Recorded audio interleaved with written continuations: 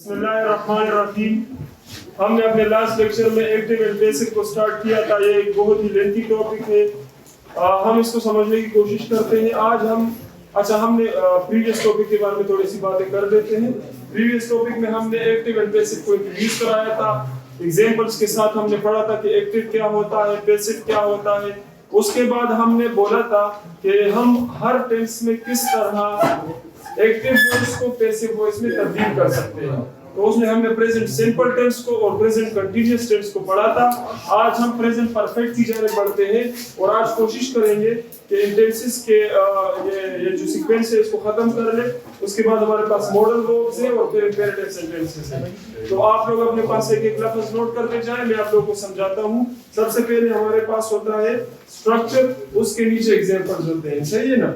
आप लोग लिखते जाएं, शाबाश। अच्छा, हम ऐसा करते हैं कि हम दो तीन केसेस को लिख लेते हैं, फिर उनको एक्सप्लेन करेंगे एक साथ। अच्छा, ये हमारे पास हो गया प्रेजेंट परफेक्ट। अब हम बढ़ते हैं पास्ट सिंपल की तरफ। सिंपल पास्ट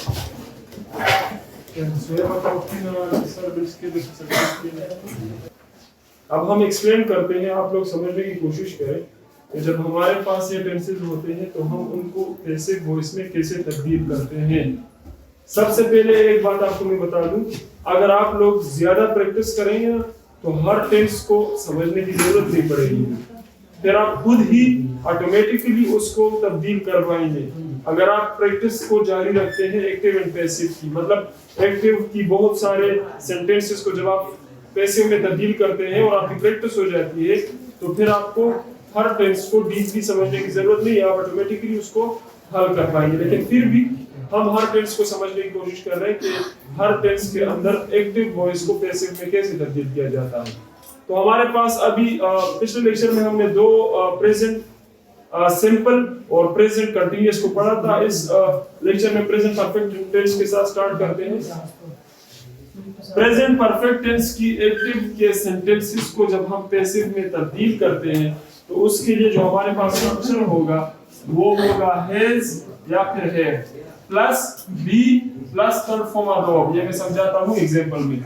हमारे पास सेंटेंस का she has stolen my book, she has stolen my book. क्योंकि हमारे पास सब्जेक्ट सिंगुलर है तो हमने हैज यूज किया है, हैड यूज नहीं किया। उस चीज को आप अपने माइंड में रख ले। अच्छा, हमारे पास सेंटेंस था she has stolen my book. अब इसको जब हम पैसिव में तब्दील करेंगे तो यहाँ पे इस चीज पे ध्यान देनी होगी।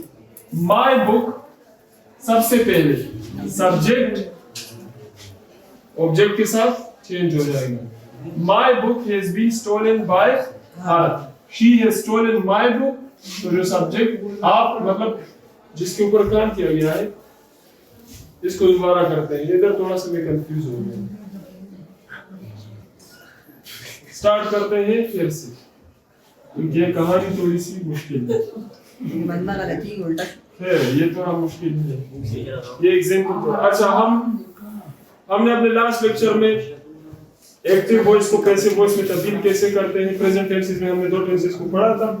आज हम थर्ड टेंस में मूव करते हैं जिसमें हमारे पास है प्रेजेंट परफेक्ट टेंस। सबसे पहले उसके लिए हमारे पास रूल या स्ट्रक्चर ये है कि जब आप उसको पैसिव में तब्दील करते हैं तो हैज है plus be plus third form of the verb, third form of the verb. हमारे पास सेंटेंस है she has stolen my book, she has stolen my book एक सेंटेंस है प्रेजेंट परफेक्ट का। प्रेजेंट परफेक्ट के पॉजिटिव सेंटेंस को passive में कैसे तब्दील करते हैं? My book has been stolen by her. सबसे पहले ऑब्जेक्ट सब्जेक्ट की जगह आ जाएगा, उसके बाद हैज आ जाएगा, उसके बाद बीन, जिस तरह हमने इधर लिखा है बीन हैज या हैव, बीन आ गया, हैज आ गया पहले देखो, उसके बाद third form of the verb आ गया और लास्ट में सब्जेक्ट आ गया। सही है? तो आप लोगों को इस चीज को समझना होगा। ये हमारे पास प्रेजेंट परफेक्ट टेंस में किस तरह पॉजिटिव सेंटेंस को पैसिव वॉइस में तब्दील करते हैं वो हमने समझ लिया। अब हम नेगेटिव सेंटेंस को भी देख लेते हैं कि नेगेटिव सेंटेंस में क्या करना है। जिस तरह मैंने आप लोगों को बोला, आप लोग अगर इसकी ज्यादा प्रैक्टिस करेंगे तो आप लोगों को हर टेंस याद करने की जरूरत नहीं पड़ेगी कि हर टेंस के अंदर किस तरह उसको चेंज करते हैं पैसिव वॉइस में। अगर आप प्रैक्टिस करेंगे तो आप प्रैक्टिस करें, इसकी बहुत ज्यादा प्रैक्टिस की जरूरत होती है। अच्छा, हमारे पास एक और सेंटेंस है, she has not stolen my book, जो कि नेगेटिव सेंटेंस है। my book has not been stolen by her, my book has not been stolen by her, has आ गया, not चूंकि नेगेटिव सेंटेंस है, been आ गया, वर्ब की third form आ गई और सब्जेक्ट ऑब्जेक्ट की जगह आ गया। सही है, तो ये हमारे पास नेगेटिव सेंटेंस हो गया। अब हमारे पास है इंटरोगेटिव सेंटेंस या सवालिया जुमला या interrogative sentence. Has she stolen my book? ये हमारे पास एक सवालिया जुमला है।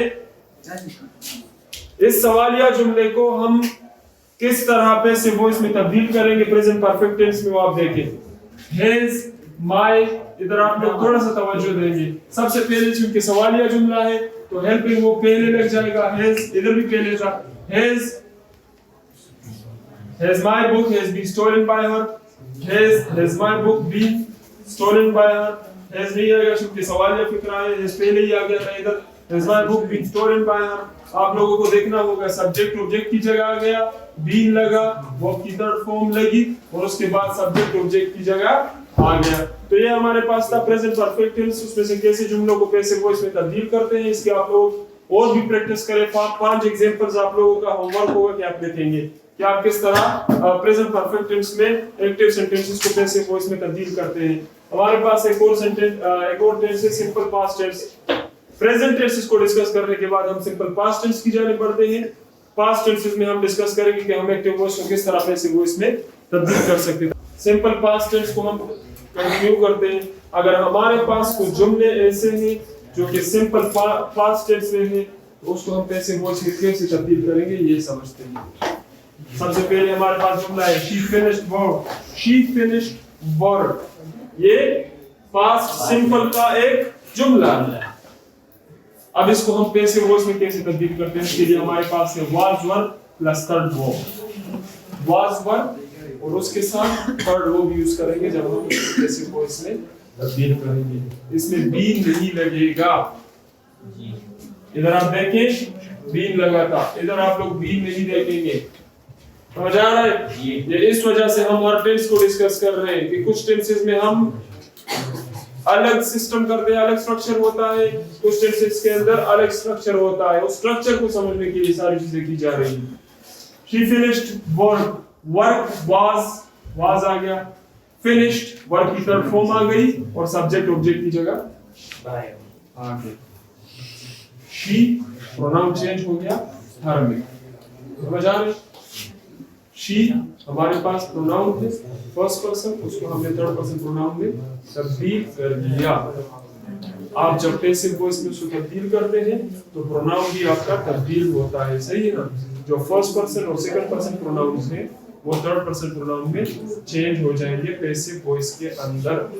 अब वो क्या चीज होते हैं उस पे हम फिर बात करेंगे जब हम टेंसेस को खत्म कर लेंगे।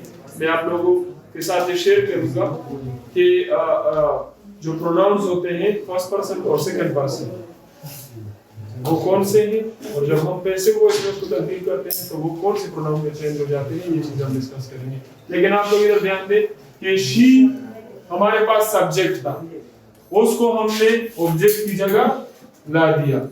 क्यों? क्योंकि ये हमने उसको पैसिव वॉइस में तब्दील किया है। पैसिव वॉइस में सब्जेक्ट के ऊपर काम किया जाता है, सब्जेक्ट एक्शन को परफॉर्म नहीं करता, एक्शन को रिसीव करता है।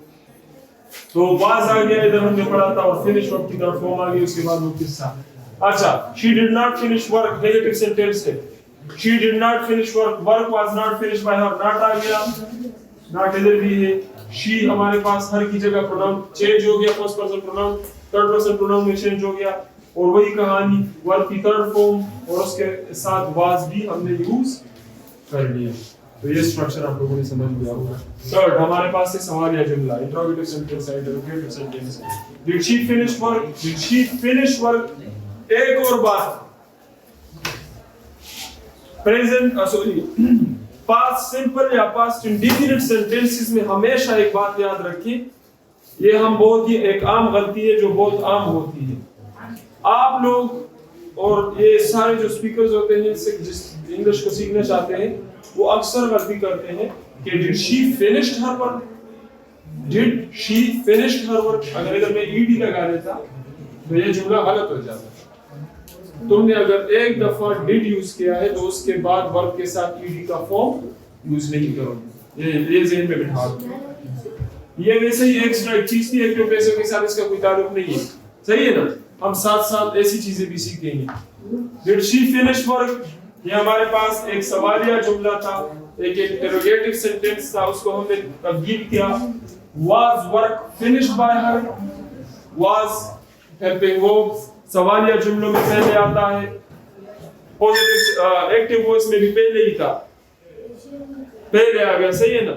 डिड शी फिनिश वर्क, हमारा सॉरी ये जो एक्टिव वॉइस में हमारे पास सेंटेंस है उसमें भी सवालिया ही जुमला है, लेकिन पैसिव वॉइस में उसकी स्ट्रक्चर तब्दील हो जाती है। लास्ट का